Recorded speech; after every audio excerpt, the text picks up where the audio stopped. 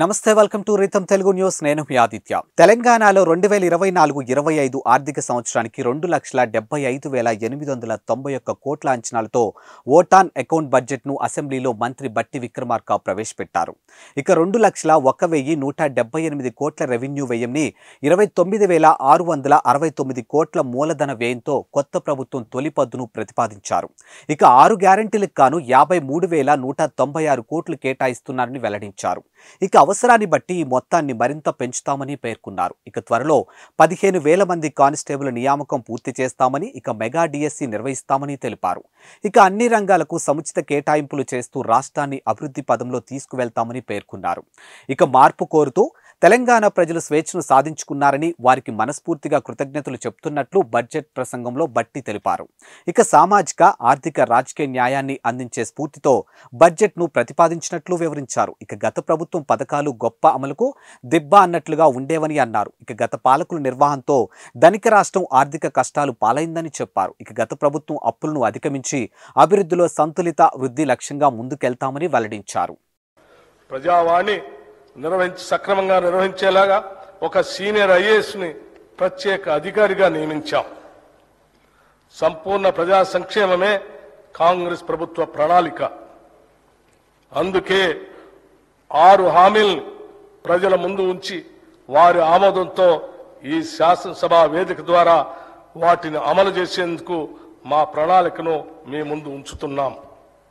హామీ ఇచ్చిన 6 గ్యారంటీల్లో 2 గ్యారంటీల్ని మేము బాధ్యతలు స్వీకరించిన 48 గంటల్లోనే ప్రారంభించి కాంగ్రెస్ ప్రభుత్వ చిత్తశుద్ధిని నిరూపించుకున్నాం.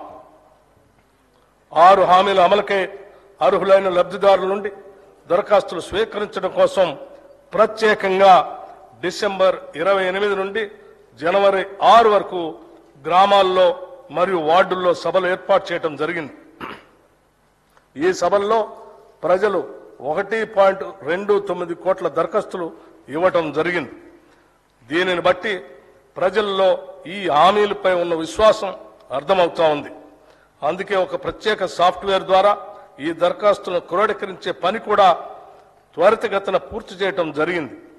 దీనివల్ల మున్ముందు ఈ హామీల అమలులో లబ్ధిదారుల ఎంపిక మరియు వాటికి అవసరమైన నిధులు సమకూర్చుకోవటానికి మార్గం సులభతరం అవుతుంది.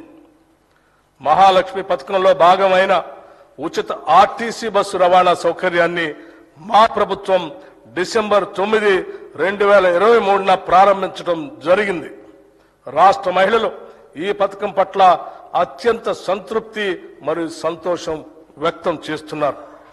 ఈ పథకం సజావుగా సాగటానికి సకాలంలో ఆర్టీసీకి అవసరమైన నిధులు అందజేస్తున్నాం. ఇప్పటికే నెలకి 300 కోట్ల రూపాయల చొప్పున అదనపు నిధులు మంజూరు చేయటం జరిగింది. మరొక ముఖ్యమైన ప్రజా సంక్షేమ పథకం రాజీవ్ ఆరోగ్యశ్రీ.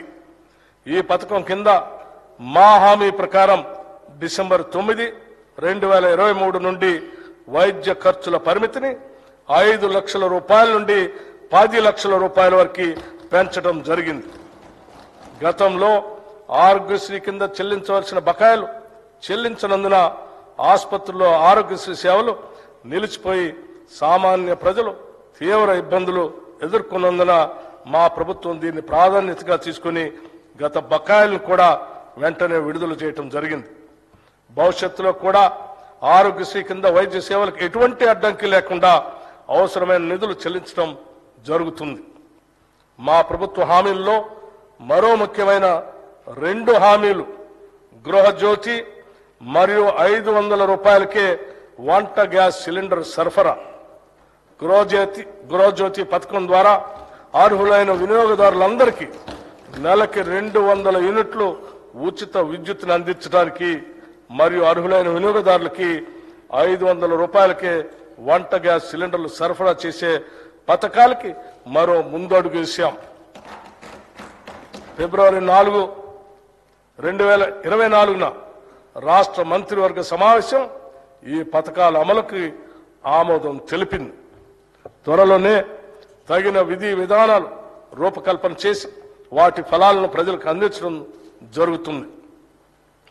మహాలక్ష్మి, రైతు భరోసా, ఇందిరమ్మ ఇళ్లు, చేయూత, యువ వికాసం హామీల అమలుకు మా ప్రభుత్వం చిత్తశుద్ధితో ఉంది.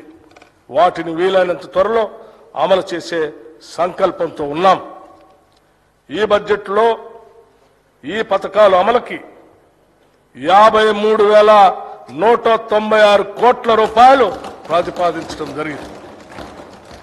ఈ కేటాయింపు ఒక ప్రాథమిక అంచనా ప్రకారం మాత్రమే చేయటం జరిగింది.